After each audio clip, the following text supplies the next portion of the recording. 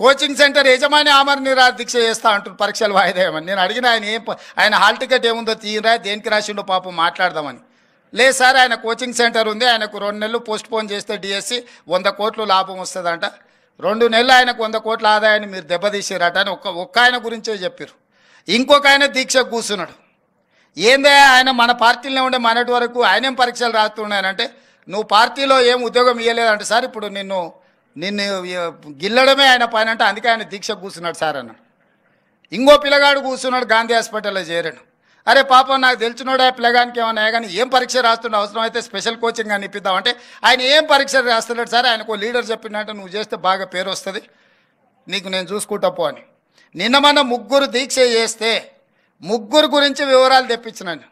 ఆ 3లో ఏ ఒక్కడు కూడా ఏ పరీక్ష రాస్తలేడు. కోచింగ్ సెంటర్ యజమాని ఆమరణ నిరాహార దీక్ష చేస్తా అంటారు పరీక్షలు వాయిదా వేయమని. నేను అడిగిన ఆయన హాల్ టికెట్ ఏముందో తీయరా, దేనికి రాసిండో పాపం మాట్లాడదామని. లేదు సార్, ఆయన కోచింగ్ సెంటర్ ఉంది, ఆయనకు 2 నెలలు పోస్ట్ పోన్ చేస్తే డిఎస్సి 100 కోట్లు లాభం వస్తుందంట, 2 నెలలు ఆయనకు 100 కోట్ల ఆదాయాన్ని మీరు దెబ్బతీసారట అని ఒక్క ఆయన గురించే చెప్పారు. ఇంకొక ఆయన దీక్షకు కూర్చున్నాడు. ఏందే ఆయన మన పార్టీలో ఉండే మనటి వరకు ఆయనేం పరీక్షలు రాస్తున్నాయనంటే, నువ్వు పార్టీలో ఏం ఉద్యోగం ఇవ్వలేదంటే సార్, ఇప్పుడు నిన్ను గిల్లడమే ఆయన పైన అంటే అందుకే ఆయన దీక్ష కూర్చున్నాడు సార్ అన్నాడు. ఇంకో పిల్లగాడు కూర్చున్నాడు, గాంధీ హాస్పిటల్లో చేరాడు. అరే పాపం, నాకు తెలిసినోడు ఆ పిల్లగానికి ఏమన్నా కానీ ఏం పరీక్ష రాస్తుండే, అవసరం అయితే స్పెషల్ కోచింగ్ అని ఇప్పిద్దామంటే ఆయన ఏం పరీక్ష రాస్తున్నాడు సార్, ఆయనకు లీడర్ చెప్పినట్టు నువ్వు చేస్తే బాగా పేరు వస్తుంది, నీకు నేను చూసుకుంటా పో అని.